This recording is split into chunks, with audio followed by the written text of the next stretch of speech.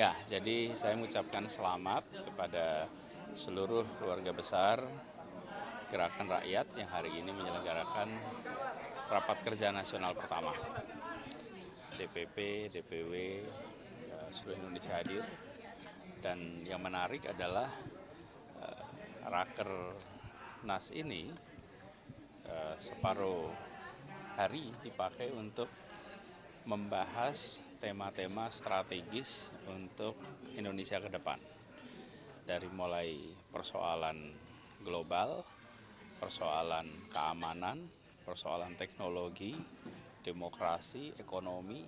Jadi ini mencerminkan bahwa Gerakan Rakyat membawa gagasan, memikirkan tentang tantangan Indonesia ke depan dan bagaimana Indonesia bisa lebih baik di masa yang akan datang, baik secara ekonomi, secara politik, secara keamanan, secara sosial. Jadi Rakernasnya unik, biasanya Rakernas hanya paparan tentang kegiatan internal, kalau ini juga membahas tema-tema mendasar untuk Indonesia ke depan. Jadi itu keunikan dari Rakernas yang saya ingin apresiasi. Saya dapat kesempatan untuk memberikan paparan keynote tadi pagi terkait dengan Indonesia dan global. Dan saya sampaikan Indonesia punya tanggung jawab sebagai republik untuk mengerjakan satu bagi masyarakat Indonesia domestik, yang kedua bagaimana republik mewarnai tatanan global, apalagi di masa sekarang ketika banyak ketegangan-ketegangan muncul akibat kebijakan ekonomi maupun kebijakan pertahanan dan politik global. Ruang untuk partisipasinya besar dan Indonesia perlu ambil peran aktif. Itu. Tadi Mas Anies juga dalam sambutannya memaparkan soal geopolitik dan kondisi di Indonesia. Sebenarnya dari sudut pandang Mas Anies, selain tadi menyinggung soal Indonesia yang kerap absen dalam sidang PBB, apalagi sih sebenarnya menjadi krusial, Mas? Jadi ada tantangan besar soal lingkungan hidup. Tantangan ini adalah masalah kemanusiaan dan Indonesia bisa ambil peran di situ.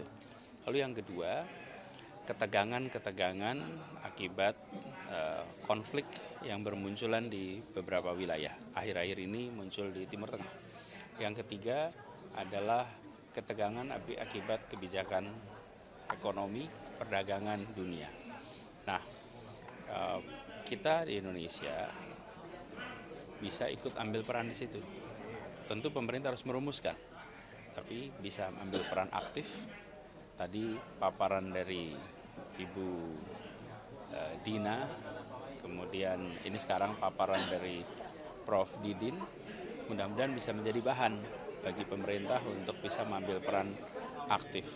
Dan tadi pesan dari Ibu Dina menarik, bahwa sikap Indonesia di dalam perjuangan Palestina harus diterjemahkan menjadi langkah-langkah konkret.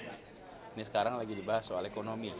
Bagaimana sikap Indonesia menghadapi pergeseran kekuatan ekonomi global dan bagaimana kemandirian menjadi pondasi di dalam mengambil kebijakan ekonomi internasional. Oke, cukup? Baru itu memutuskan pemisahan pemilu di tingkat nasional dan daerah. Udah, nanti aja itu sih komentarnya. Pak, kalau aksi bersama kan katanya rencananya akan membangun jembatan di daerah Sukabumi, Jawa Barat. Baru dapat berita kalau aksi bersama ini membangun jembatan akan diambil aja kesempatan. Nanti kita lihat nanti. Apalagi?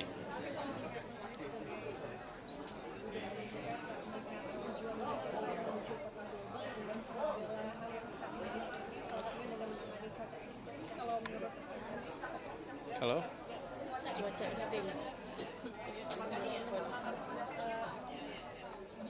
Ya, pertama Jakarta adalah kota terbesar di belahan selatan bumi ini.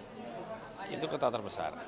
Kemudian tantangan perubahan iklim itu dirasakan di seluruh dunia, termasuk diantaranya dirasakan di Jakarta. Karena itu kita harus ambil langkah-langkah yang real di Jakarta. Misalnya bicara tentang pengurangan emisi dengan cara mengembangkan transportasi umum, dan itu sudah dikerjakan dan diteruskan sekarang. Kemudian konversi ke angkutan umum listrik, bis listrik itu dikerjakan. Jadi ada banyak langkah-langkah mikro itu artinya di tingkat Jakarta yang dikerjakan untuk memberikan kontribusi dalam penanganan climate crisis yang terjadi secara global. Itu sudah dikerjakan, bagus diteruskan, dan mudah-mudahan kota-kota lain di seluruh Indonesia melakukan hal yang sama. Karena begitu banyak problem cuaca yang kita alami sekarang itu mulainya dari wilayah urban, bukan dari wilayah pedesaan. Karena kawasan urban, di sisi lain kawasan urban itulah tempat berkumpulnya talent-talent, yang talent-talent terkemuka berkumpulnya di urban, tapi urban juga tempat munculnya masalah-masalah lingkungan. Nah, jadi harapannya itu bisa muncul lebih banyak, bukan hanya Jakarta tapi kota lain. Ya. Selamat buat Gerakan Rakyat, mudah-mudahan Rakernas berjalan lancar sampai tuntas dan akan menjadi wahana konsolidasi yang penting untuk perjalanan ke depan rakyat. Gitu ya, makasih. Thank you. Ya, objektivitas, kelengkapan atas semua peristiwa yang terjadi, dan bangsa manapun ada masa jaya, ada prestasi yang dibanggakan, ada problem yang harus dikoreksi, dan kesemuanya adalah bagian dari sejarah. Karena itulah semuanya jadi pelajaran. Karena itulah penting untuk tidak mengurangi dan juga tidak menambah, tapi selengkap apa adanya sehingga sejarah menjadi pelajaran. Keberhasilan jadi kebanggaan, kekurangan jadi bahan untuk koreksi. Itulah perjalanan bangsa. Manusia juga begitu. Ada prestasi, ada mungkin hal yang buat frustasi. Dan itu bagian dari sejarah pribadi. Itu pesan saya. Terima kasih.